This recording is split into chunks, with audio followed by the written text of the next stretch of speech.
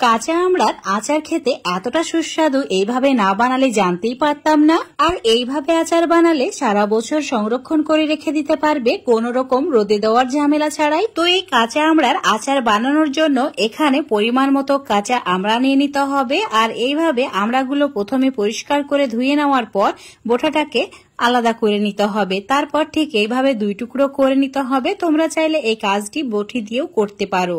তো এইভাবে ছুরি দিয়ে দুই টুকরো করে নেওয়া যায় খুবই সহজে। এখন সবগুলো কেটে নেওয়ার পর তোমাদের দেখাচ্ছি। সমস্ত আমড়ার টুকরোগুলো একটা বড় সাইজের বাটির মধ্যে নিয়ে নিতে হবে।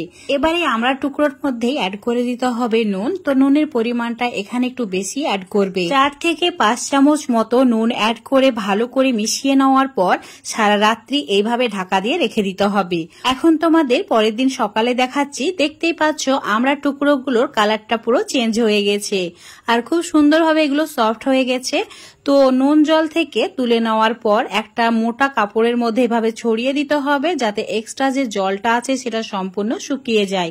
এইভাবেই রেখে দিচ্ছি কিছুক্ষণ, ততক্ষণে মশলা বানিয়ে নিচ্ছি। চুলোর উপর একটা ফ্রাই প্যান নিতে হবে। অ্যাড করে দিতে হবে বড় চামচের 2 চামচ মেথি দানা, তার সঙ্গে 3 চামচ মৌরি আর 2 চামচ কালো সর্ষে। এবার এই সমস্ত গোটা মশলা ধোয়া ওঠা পর্যন্ত ভেজে নিতে হবে। আর অবশ্যই এই সময় চুলোর ফ্লেমটা মিডিয়ামে রাখবে। দেখতেই পাচ্ছ কালারটা চেঞ্জ হয়ে গেছে। চুলোটাকে অফ করে ঠান্ডা হয়ে গেলে একটা মিক্সার জারের মধ্যে ঢেলে নিতে হবে। এবার চুলোর উপর আবারও ফ্রাই প্যানটা নিয়েছি আর দিয়ে দিলাম 2 কাপ সর্ষের তেল। এখানে 500 ml মতো সর্ষের তেল আছে। একদম ধোয়া ওঠা গরম করে নিয়েছি। এখন চুলো থেকে নামিয়ে এটা সম্পূর্ণ ঠান্ডা করে নিতে হবে। এদিকে আমড়াগুলো খুব ভালোভাবে শুকিয়ে গেছে।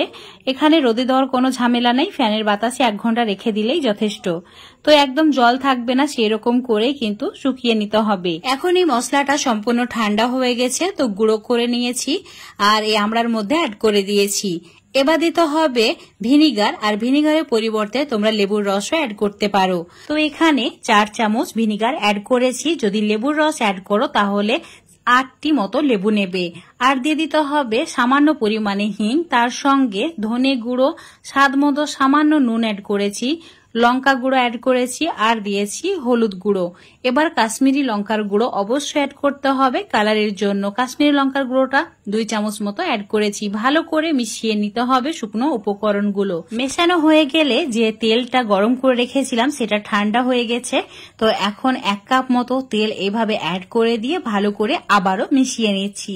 এভাবে অল্প অল্প করে তেলটা মেশাতে হবে। একবারে সমস্ত তেল কিন্তু দেওয়া যাবে না, তাহলে মশলার গোটা থেকে যাবে। দেখতেই পাচ্ছ কাশ্মীরি লঙ্কার কারণে এই আচারের কালারটাও কিন্তু খুব সুন্দর এসেছে। এখন এটা রেডি হয়ে গেছে। তো একটা কাচের জার নিয়েছি আর অবশ্যই কাচের জারটা প্রথমে ভালোভাবে পরিষ্কার করে ধুয়ে নিয়ে রোদে একটু দিয়ে দেবে। তাহলে এই আচার কোনোদিন নষ্ট হবে না, সারা বছর সংরক্ষণ করে রেখে দিতে পারবে। এইভাবে সমস্ত আচার প্রথমে জারের মধ্যে ভরে নিতে হবে। ভরা হয়ে গেলে আবারও অল্প অল্প করে তেল অ্যাড করে দিতে হবে, বাকি যে তেলটুকু রয়ে গেছিল সেটা। আর অবশ্যই এখানে তেলের পরিমাণটা একটু বেশি দেবে, না হলে আচারের মধ্যে আমড়ার টুকরোগুলো পড়ে থাকবে আর তেল সম্পূর্ণ শেষ হয়ে যাবে।